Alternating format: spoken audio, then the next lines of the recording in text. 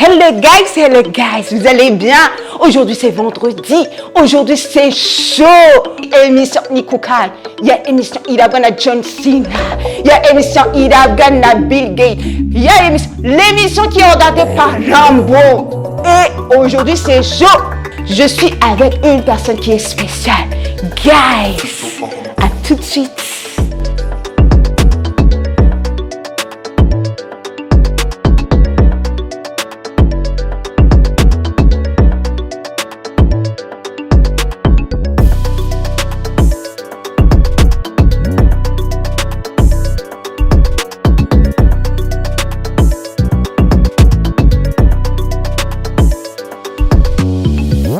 Bakunzi yo kukayire reka nakire umutumire wanje.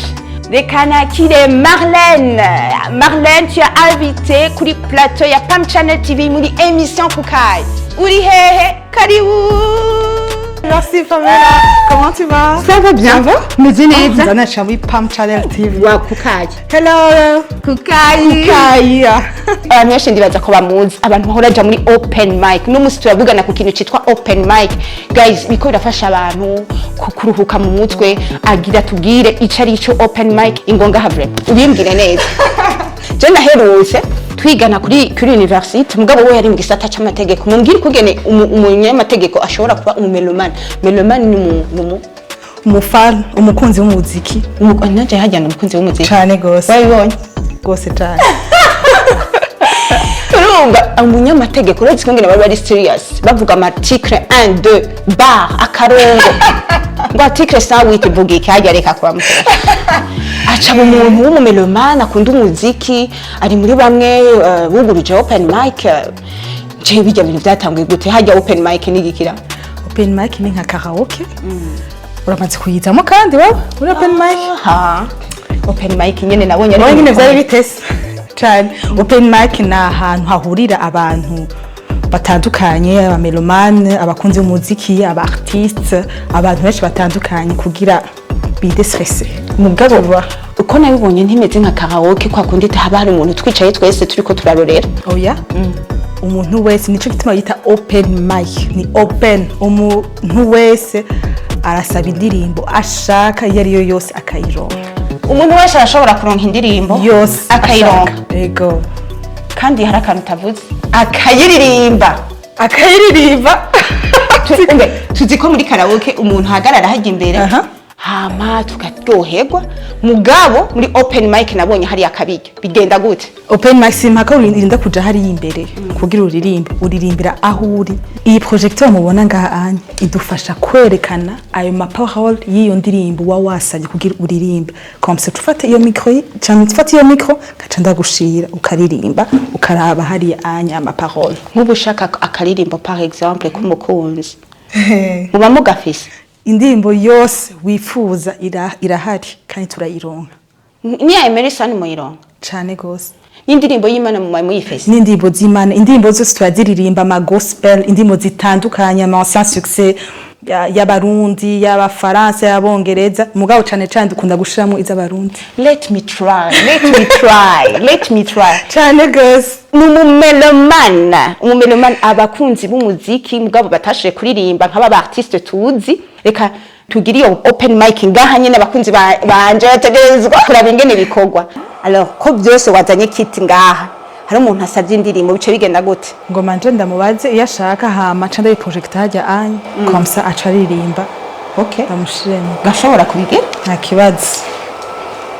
Umukunzi w'umuziki yatubwiye bakunze wo Kukai yuko bidasaba ijwi ryiza. Wewe uriyicarira ku gatebe ugasaba Marlène aka Marlesh aka Marlu hama ukamusaba indirimbo ushaka baca bayirondera bakayiguprojectera hanyuma ukacutangura kuyiririmba.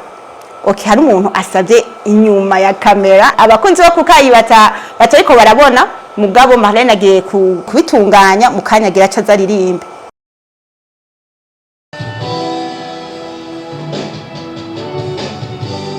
Yaranumye umutayorewe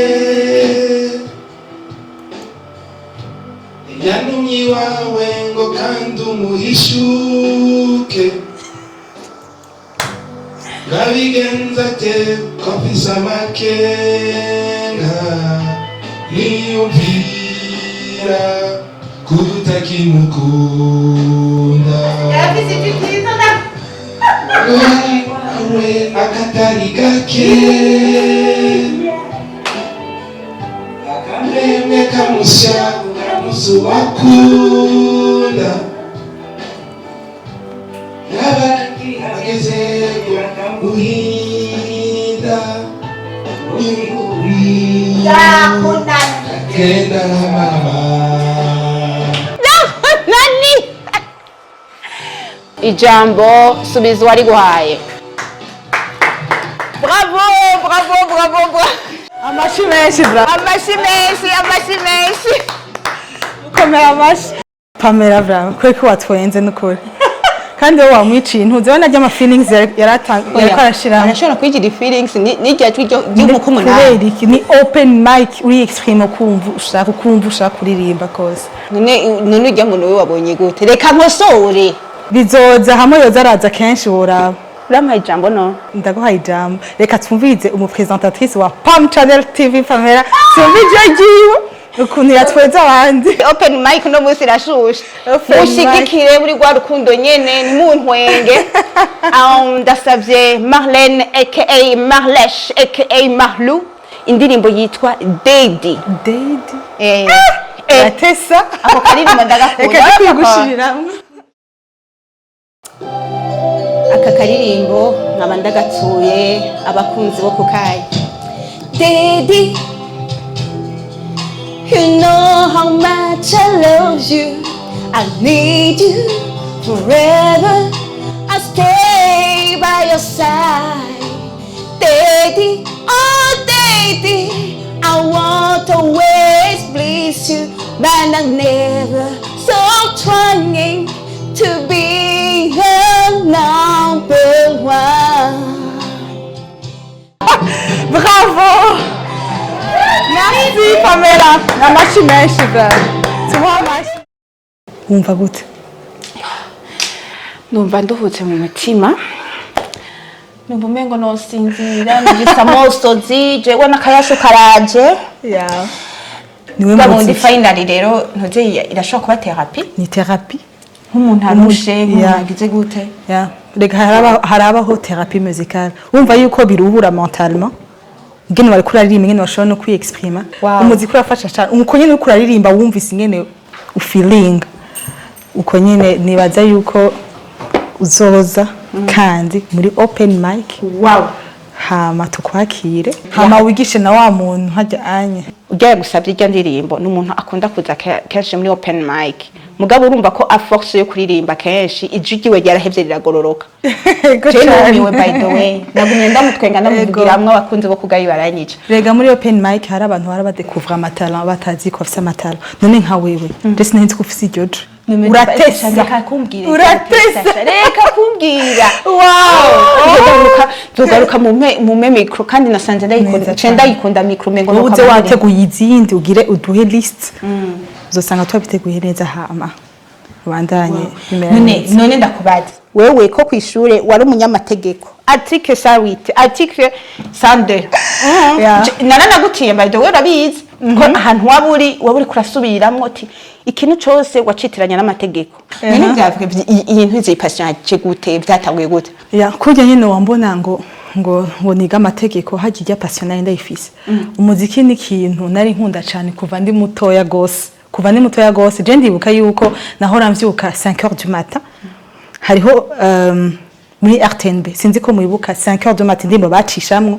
zoroshe les anciens succès uri n'umukunzi w'umuziki nk'ivyo akayo masaha nayo tworo hariho émission yitwa lundi réveil RTNB yahurira lundi na mardi miradi haraba ama traduction les paroles en français bakadisha mu kirundi ivyo navyo ibyo twobimenyera urumva rero nari mutoya cyane umuganda azi ko navyuka 5h du matin nkicara nkayumviriza yamara nk'isaha nkumviriza izo ndirimbo nkumviriza la melodie nkumviriza ama paroles message mu paroles nkumva ndyohewe cyane nkumva ati je vraiment ndumva kumengo ndafise iyo passion kandi atari kuvuga yuko ngo nja kuririmba oya kumviriza kuba umukunzi Jean umumelomane yego melomane wakivuze yuko ari abakunzi b'umuziki umukunzi w'umuziki ami de la musique abantu bakunda umuziki abafan ya urumva ni mu melomane utarinze kuja kuba umu artiste quoi uri umufan w'umuziki donc urashobora kuba umu artiste n'ubundi ashobora kuba umufani w'umuziki yego nkuwe none nkuwe nyene uri kuraririmba uri melomane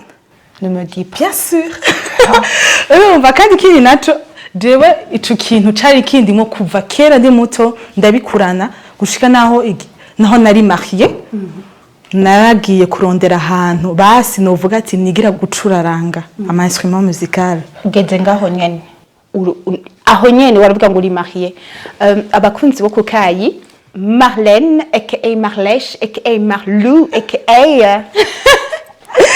akaba ari umudamu yubatse shaka utubwiye donc parcours yawe canke témoignage yawe gato umugabo wawe yavyakiriye gute hanyuma n'umuryango kubera turazi kenshi nk'abakenyezi wadukanye ibintu ngo vy'imiziki yes barakubwira ati bewe wasaze nubwo vyagenze gute kugira ngo bishoboke washigikiwe nande vyagenze gute urakoze naho nyene ndaza gushika kwico kintu uzeya mpere inyuma gatoya nako ndakubwira narumva yuko umengo iyo passion ntiyohera uko nyene ndavuga ati comme ntagiye basi kuba umuririmbyi reka basi nige gucuraranga ndabaza ahantu basi babikorera barambya kwisotra wari wubatse aho nari nubatse ivyo narabija ivyo onye vyuko nkunda umuziki kuva ndi umukobwa byarangumiyemo hama ndiko ndakubwira igihe nagira mariage hari wawe none yaravyakiriye ko yarabizi n'imbere yuko donc dushinga urugo yarabizi ko nkunda umuziki wow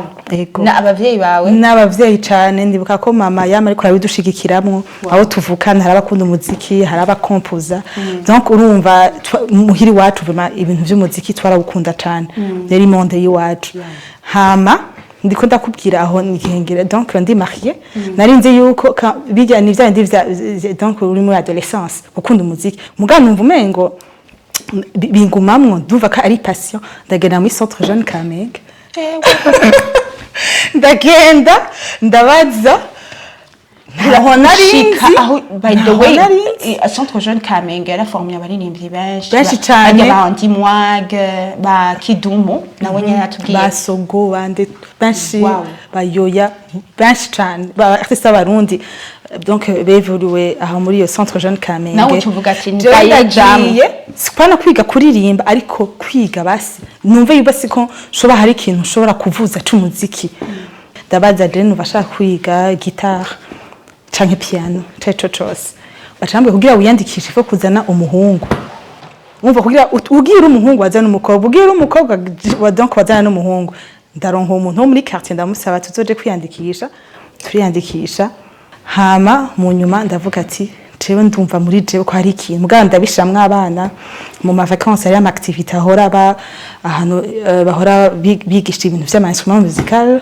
donc ndabatwaramo muri vacances ico kintu je ntashowe kumva nogira basi abana banje ndabi yuko ko hari umwana wanje bikunda hama bice bizuko entre temps nari umuntu akunda kuja kuri YouTube nkaraba ubuzima bw'abartiste nkaraba indirimbo baririmba ama message arimwo nkumviriza melody nkayikunda nkavuga wow biratesa nkaca muri karaoke version bakuzanira kujya twagize ma parole na instrumental nani nkaca ndirimba ndi muhira ndi hehe umva ahantu nari ndi jana mandi ko ndaririmba abantu bari bamenyereye ati none urakunda umuziki cyane ko gutagiye he Jesse nagiye muri ko nibaze kutashizemwe amarticle nta na gato ivyo vy'amarticle ntivyambuza yuko nubona ni passion ni yindi monde yo kumpande muga nticambuza yuko ngiri yindi mirimo donc ni ca kintu nama numva avuga jewe ntumbiza umuziki nta numva umengo hari ikintu mbuze kwa numvije umuziki nuvuga yuko nirirwa ameze neza kandi urabizi nk'umumelomane wumvise igihe wari kuraririmba nyene waririmba hama ide yanjemo mu mutwe navuze ati none eske nta hantu muga entre temps hari ahantu bagirira ama open mic narayajamo vraiment umva sinasiba navuga ati hageze uwo munsi ntategetse kugenda kandi narasaba indiri bien sûr Marlène sije mbonye baratuzaniye akaje hari hashushe akayi by the way akayi kenshi abantu bakunda kumbaza ngo kweri ki ngo utazana akayi ngo kweri kutazana iki none kenshi ngaha anye abanyamuje ntituvuga ngo ku gati ngo duhurire ku gati mugabo ugatuyagira aho tuyagira mugabo ugasanga wabize ngo yo ku gati mukaca muja gusangira brochette voilà ya ego agati rero ko kuri Pam Channel TV kaba kari special kaba ari akaju kaba ari cocktail mu bimenyere ku gati si cayi wa marike wo yanywa saa sita umbaza hama mu nyuma ndiyumvira ati kubera iki nanje ntuvyorganiza nkumva basi nanje passion yanje singume ndayugaye ndayugurure comme ça ndabe ibikurikira naho rero umuntu yaciye aronkaho tuza turabikorera naye kumwe n'umugenzi wanje ndavyibuka nawe nayabikunda hama ce turabitanguza c'était en 2020 kuva ubwo gushika n'ubu open mic ni ikintu gihuriramwo abantu benshi batandukanye ufite 70 ans ufite 60 ans ufite 50 ans ufite 15 ans ego ni ibintu biryoshe cyane ni ibintu bihuriramo abantu batandukanye aba étranger imiryango iza kugiriraho amafete ukabona umuvyeyi n'umwana bariko bagira duo bariko barahana bakaririmbo urumva ko biba biryoshe cyangwa ukazibona umujene ariko araririmba ariko n'umuvyeyi wiwe umujana akarimba ukabona ko afite talent umuvyeyi we atarazi umuvyeyi we akagira ama emotion akavuga bwa wundi mwana wanje afise impamo arafise iyo talent nikuvuga yuko umwana arinze akunda kuririmba ni patient bafise donc na hantu kandi usanga umuntu adekuva ko afise talent wowe uri kuraririmba nkuko bari kuraririmba kuzona nawe ukomeye amashi ukavuga ati wow je ndafise talent iyo talent donc umva ni patient il faut que iyo patient il faut pas kumuyugaye yugurura izo kugura yindi miryango kandi iyo nkuru nayumvise donc umuvyeyi n'umwana ngo bakaririmba bagasaba indirimbo kandi urumva biratuma donc haba n'urukundo hagati ya umva iyo ambiance hora habera ama surprise umva ni espace vraiment yaba melomane y'abantu abakunzi b'imiziki harazamo n'abartiste bahora bazi ego bongaha nyene waje ego cyane by the way none birafa hari ikintu gifasha abartiste b'u Burundi kuduga kumenyekana ego cyane birafasha neza cyane birafasha kubera open mic ni espace ihuriramwo abamelomane abantu batandukanye abantu bakunda imiziki n'abadakunda imiziki hari utaba akayikunda donc umu artiste kugira atera imbere umumelomane abire umufana arafise uruhara runini kugira wa mu artiste agera imbere cyane kure ni kuvuga yuko twege par exemple turashiramo cyane indirimbo z'abarundi artiste b'abarundi nakujya anye twashize mu ijya voilà no kuvuga yuko umuririmbyi mushasha indirimbo asohoye turayishiramo kandi turayishiramo kenshi abantu bakayitamba bakayimenyera hari abantu bataba bazizi twarige dufatanye ko tukavuga ati uwo mustar yitwa ku Murundi comme ça abantu bakacaja kuri YouTube bakayirondera ukamumenya kandi hari aba artiste bahora baza haje anye iyo tubonye umu artiste aje ntitumuvuga cyo dushamwe indirimbo yiwe hama comme ça uwo artiste acabona reaction ya public biraryoshe kubona yuko indirimbo yawe abantu bariko barayiririmba bariko barayitamba wowe mu artiste birakumotiva ukavuga ati wow urumva kuri fier ya ndirimbo yanje irakundwa ku bantu benshi batandukanye kandi birakuhaja birakumotiva ukavuga ati ukabandanya hariho n'abartiste usanga bariko barabivamo iyo uje muri open mic hari ikintu we muri wowe kivyuka kuko urasaba indirimbo turayiguha turashama yandi mahoro uririmba wowe kabona public irikira yiririmba irikiragiriki wowe uragaruka muri wowe ukumva ati ya passion yanje wow ifuko igaruka hama mbandanya biramotiva cyane kandi biratuma haba abantu baba jeune bahora baza hajya muri open mic kandi babishoboye baba melomane bakumviza nk'umujeune afise talent ariko araririmba ukavuga ati wow ukamwegera ukamuzi uwo mwana ati wafise ahantu uririmbira akabwira ati oya ufise talent ego donc nk'umwana azi kuririmba arashobora gutogwa n'abandi bantu akambwira ati wewe cyane gose kandi nka opportunité par exemple ku baririmbyi donc bo hanze bajya ba Adele ba George Michael bajya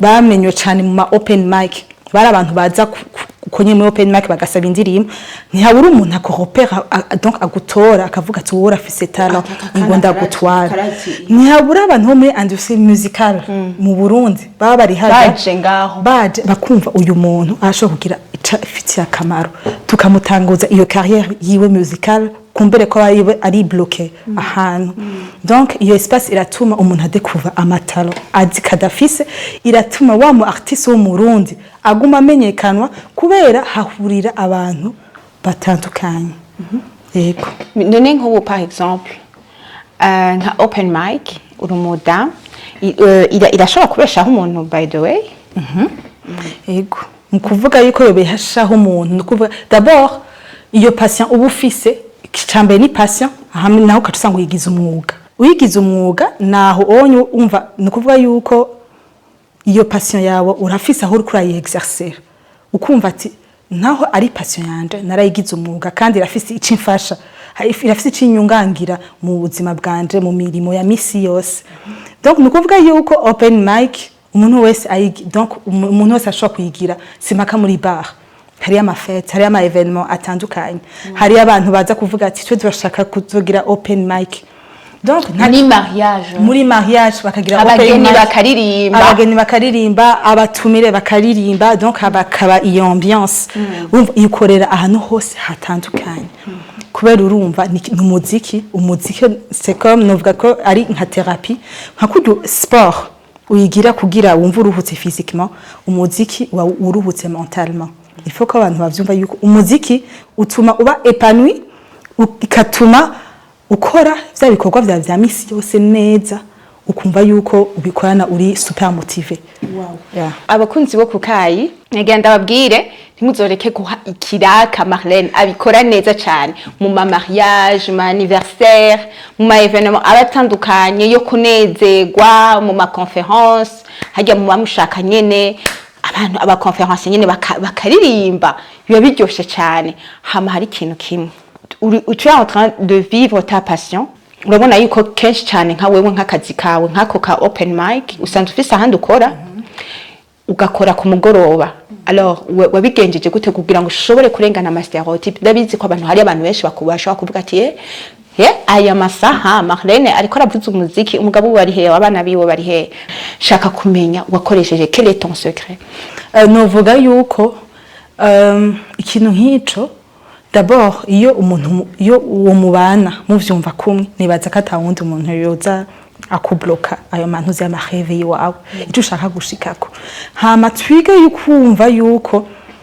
Toma tuko turabona ati naka azobibona gute ujya azobibona gute bazobibona gute no nturaba abandi wewe raba wowe icowe ushaka mu buzima bwawe Imana yaraguhaye patient ntuyugare yugurure comme ça izo devora n'ibindi bintu wowe ushobora kugira bivuye kuri iyo patient yiwawe hamikini naco ukuvuga ati ngo umukenyezi twamatubona ko umukenyezi ubengariye panye muri monde ya music alors ko umukenyezi ni kurumara muri société il faut yuko aba épanoui mukuba épanoui murekera iyo passion yiwe ayexerce uko yumva bishaka apana kumutuma ku rutoki ati ivyo bintu kunuko kandi ivyo nivyo bituma umuntu aba bloqué cyo dusinzira hamikindi naco nuko uko wabimbwiye ntikibuza yuko nkora kandi kazi ni question kwiorganiza gusa nta kindi ukamenya ati ikintu umwanya wacu ya passion yanje ifise umwanya wacu kandi iyo passion nici ituma ahubwo impinguvu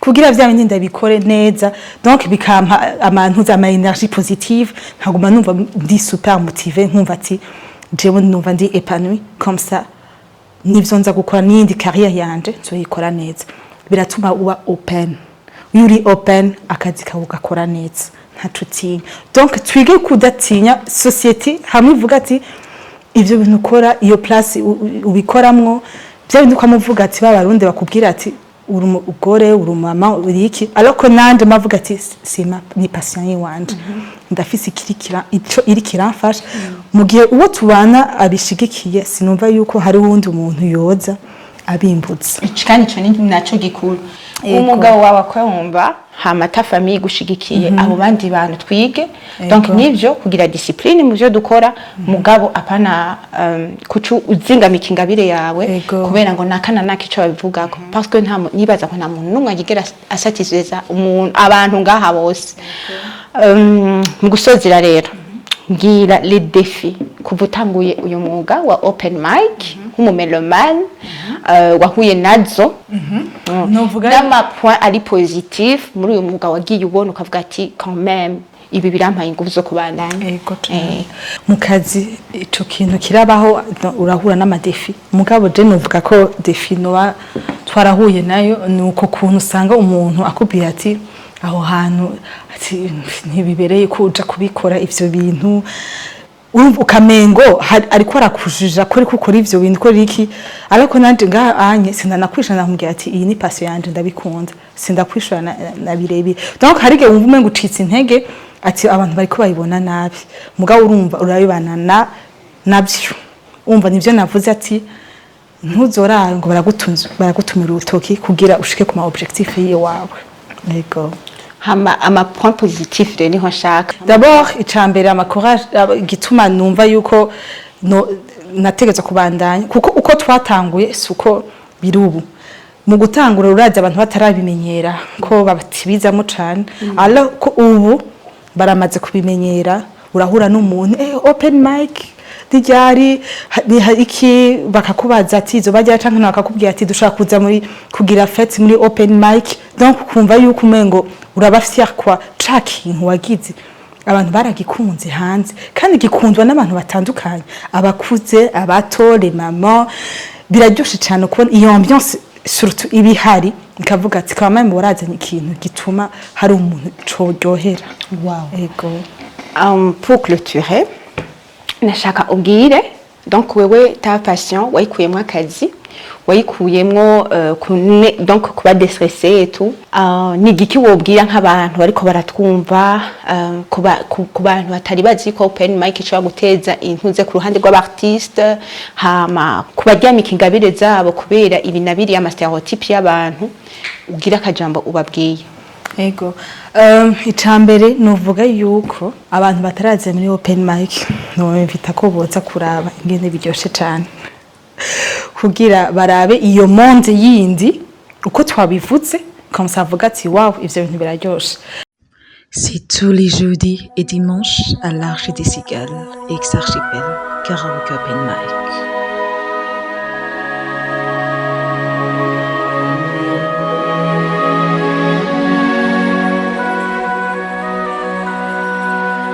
C'est tellement simple, l'amour. Hamikiri naco ku ntuze ya ku mpande y'abartiste b'u Burundi abamelomani turakenewe abafani turakenewe iyo espace ya open mic irimo niyihuriramwe abamelomani batandukanye kandi wowe uzogiye icumaze ku mu artiste iryo ryabe rizoshika kure uko kuntu ukunda umuziki kandi ukunda umuziki wawe dukunde tugerageze dukunde umuziki w'abarundi kumva yuko umuntu ashizemo umuziki w'umurundi uryohe uvuga ati wow umenye ngene umusupporting umenye donc ngene ushobora kumwegera ukavuga ati uragira ukuntu donc twumve yuko umumelomane atari gukunda umuziki gusa twumve yuko dufise uruhara runini kugira donc dufashe wa mu artiste ashobora kugera kure mugize ibisi mubona yuko artiste burunde bagenda gukora ama concert baje hanze kandi barabatuma kubera niba abafani bakiba bakabatumako donc biragira inguvu kuba artiste kuri iyo carrière musicale yabo bakashobora kuyiteza imbere. Par exemple mu diaspora ashobora kuzanga akavuga ujye mu artiste arimba ukuntu ashobora kuza muri open mic by the way nkiringa bakunze bo kukaye bamwe muzoza muri vacances n'abari hagati mu gihugu bari Ingozi Gitega n'ahandi hose ndabasavye mukeneye ahantu muruhukira open mic vraiment uyu muntu abikora neza hanyuma ariko bariyumvira ngo bazoja hehe. Marlène akorera muri Arche des Cigales ex-archipel chaque jeudi et dimanche urumva open mic muzohura n'umwana mwiza uramusaba indirimbo akayiguha ushaka kuorganiza amafete mukeneye ahantu muruhukira vraiment vous êtes bari les bienvenus cyane gose n'abantu babaga cyane abantu bari hagati mu gihugu. Nsubi nyuma gato ku bivyo by'abartiste ndibuka yuko twigeze gushiramo indirimbo y'umuririmbyi wa kera tuyishizemwo ni indirimbo ikundwa cyane gifise amasuccess ni indirimbo ya kera cyane turayishiramwo turabona ngene aba donc abakiriya bariko bararyohera bariko barayiririmba hamace turabaza ati murazi ko uwo muntu yoba kiriho cyangwa murazi nyene yitwa benshi ntibari bazi ko akiriho ce tumubwira ati uwo muntu ari ngaha baratangaye ati wow donc kubona wa muntu ya ndirimbo ukunda ukatumubona kuko uwo muririmbyi yari yaje muri open mic wow urumva biraryoshe cyane kumva yuko tugashiramo indirimbo tukavuga ati uwo muntu aracariho numu artiste w'umurundi indirimbo yiwe yacafise ama success tumenyereye yuko rero indirimbo za kera zigifise ama success kandi turazivuza cyane niza barundi bo bariko baratera imbere hama babaza muri open mic abo ba jeune nibo Burundi bwejo bafise amatara haraza aba jeune batandukanye ukumva yuko bafise impamo abo nibo bazosubirira babandi bakuru comme ça intuze ikaguka donc tumenyereye yuko tugutera intege abo bana bejo tukabashikira muri yo passion yabo bakumva yuko bafise talent ntibayugare ahubwo bayugurure comme ça bikazobafasha mu buzima bwabo. Wow. Reka shimire bakunzi bo kukayi mwabonye ibintu byari biryoshe open mic yo muri RGD Sigal ikoreshwa na yari yimukiye uno munsi kuri Pam Channel TV muri emission kukayi. Nabonye natahuye ko fise ingabire yo kuba ndumumelomane. Tubashimire ngashoye kudukurikira ndamushimire Marlene aka Marlene akunda umuziki shimire cyane na mama wiwe abavyeyi nkabo onye bafasha gutera imbere kw'amatana y'abana ni bake cyane. By the way je tukiganira yarambwiye ko afise umufuka wiwe ari muri Sweden ndabivuze muri emission kukayi nawe nyene ngo aramufasha kandi amushigikira muri open mic sha ndamuramutse naho namuzi izina yaramunye ndabose n'umuryango wiwe tunabashimire abagenzi bama bamushigikira abo muri quartier abo bakuranye tubashimire cyane bama baza muri open mic n'abandi bose bagiye kuza muri open mic shimire na behind the camera hari abantu bafashije cyane bimvise umengo gufata micro mugabo nabagujije bazoririmbesho nimba mwagikunze ikiganiro usiga agakommentaire kanyu turagakunda cyane like ugire na partage ku bagenzi bawe kugira ngo nabandi bazoshobore kuryoherwa muri open mic. Alors merci Pamela urakoze cyane ahubwo reka nanje nshimire abakunzi ba open mic abantu bahora baza kunshigikira ndashimiye cyane abantu baduhaye espace yuko tugiramwo open mic baca biyumva aho tubikorera ndashimiye abagenzi ahora bashigikira ndashimiye umuntu wese ahora ikintu ahora aterera ndashimiye SSB baca biyumva abantu bose biyumve yuko ndabashimiye cyane abantu barabashigikira gose bariyizi muri open mic kandi karibu cyane ndashimiye cyane abartiste b'u Burundi gose je ndakunda kubavuga ko cyane imisi yose niyo dushizemo indirimbo ndavuga umustar kanguma mvuga ati akiwacu akakera nakiwacu kubu unyi yuko abartiste baguma baduha bishasha tumwe tubavuga izi ndirimbo kugira abamelomane baryoherwe kuko abamelomane n'abantu bakunda umuziki wanyu kandi barabafashe mu mugongo kandi barabashigikira mu bikorwa byanyu. Ndashimiye cyane umuntu yitwa Pamela Pam akaba ari umupresentatrice wa Pam Channel TV mama nkunda cyane ari mama cool muzoze muramera nka Pamela mu bworoshe n'umuntu nkunda gusuiva gose muzosuive ku biganiro vyiwe byose n'amasuje ateye imbere gose kandi akenewe namwe simwifuza gushikiriza iciyumviro canyu mwegera ntama muzoganire. Merci Pamela, merci abantu bose baduhaye iki kibanza kugira ikiganiro kimere neza murakoze cyane ndabashimiye Imana ibahezagire. Merci aussi à toi Marlish, à toi Marlu, à toi Marlili. J'espère que Rambo et John Cena baryohewe nawe nyine aho bari. Peace and love.